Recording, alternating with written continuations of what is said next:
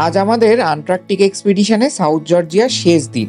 আজ আমরা করলাম শেষ জোডিয়াক বোট রাইড। আর জোডিয়াকে করে তীরে পৌঁছতেই চোখের সামনে খুলে গেল এক অভূতপূর্ব স্বপ্নের দৃশ্য। প্রচুর পেঙ্গুইন আর ফারসিল একসাথে। আমরা আগেও দেখেছি যে ফারসিল আর এই পেঙ্গুইন এরা কিন্তু সবসময় একসাথেই থাকে, বিকজ তাদের একই রকম খাবারের অভ্যেস, সেটা হচ্ছে ক্রিল। কিন্তু বেশিরভাগ সময় তারা পেঙ্গুইনদের খায় না। সমুদ্রে রয়েছে এদের খাবার প্রচুর ক্রিল, তাই এদের খাবার কখনো কমতি হয় না। আজকে দেখলাম পেঙ্গুইনের এক নতুন প্রজাতি, চিন স্ট্র্যাপ পেঙ্গুইন। ওদের গলার নিচে একটা কালো স্ট্র্যাপের মতো দাগ আছে। চারিদিকে জেন্টু, কিং আর এই চিন স্ট্র্যাপ পেঙ্গুইন। এখানে দেখে মনে হচ্ছে এদেরই রাজত্ব। আর অ্যাজ ইউজুয়াল মাঝে মাঝেই দেখছি ফারসিলরা প্রচন্ড লড়াই করছে জায়গার জন্য বা স্ত্রীশীলদের জন্য। ওদের গর্জনে পুরো জায়গাটা মাঝে মাঝে কেঁপে উঠছে।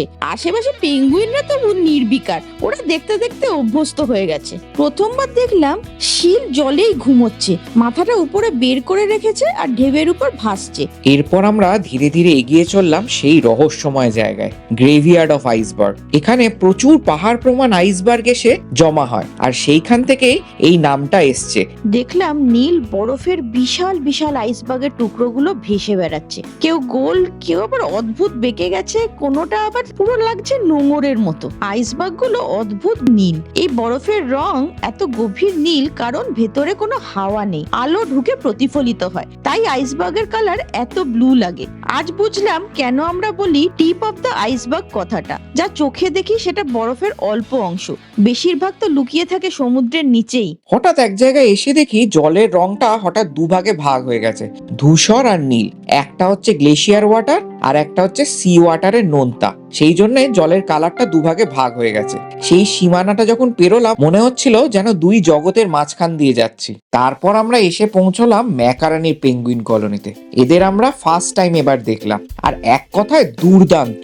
তাদের মাথায় এরকম হলুদ কমলা ঝুঁটির মতন পালক, যেন কেউ সুন্দর করে চুল সাজিয়ে দিয়েছে। 1800 দশকে ইউরোপিয়ান পুরুষেরা এরকম সুন্দর চুলের সাজ করত, যার নাম ছিল ম্যাকারানি হেডড্রেস, এবং সেইখান থেকেই এদেরও নামকরণ করা হয়েছে ম্যাকারানি পেঙ্গুইন। এর পাশেই আবার কিছু ফারসিল লড়াই করছে, চেঁচামেচি করছে। মনে হচ্ছে যেন প্রকৃতি নিজের নাটকই সাজিয়েছে আমাদের চোখের সামনে। এরপর আমরা আস্তে আস্তে ধীরে ধীরে জাহাজে ফিরে গেলাম। পিছনে পড়ে রইল বরফের পাহাড়, গ্লেশিয়ার, গর্জন করা শিল আর লাখ লাখ পেঙ্গুইনের ডাক।